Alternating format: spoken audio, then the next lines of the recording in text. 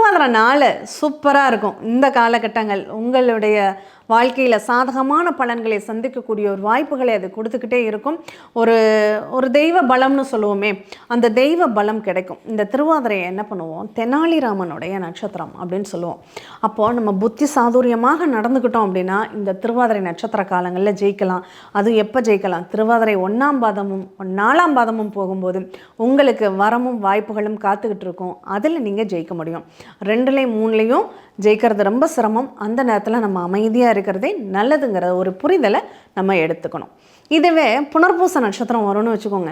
இந்த புனர்பூச நட்சத்திரம் 1ஆம் பாதம் போகும்போது என்ன பண்ணுங்க, ரொம்ப ஹாப்பியாக இருக்கிற மாதிரியான ஒரு எண்ண சூழலை கொடுக்கும். அதுவே நமக்கு ரொம்ப கடினமானதாகவும் இருக்கும். ஒரு சந்தோஷத்தை அனுபவிக்கணும்னா அதுக்கு ரொம்ப ஹார்ட் ஒர்க் பண்ணணும் அப்படிங்கிறத இந்த புனர்பூசம் 1ல் நீங்கள் தெரிஞ்சுக்கலாம்.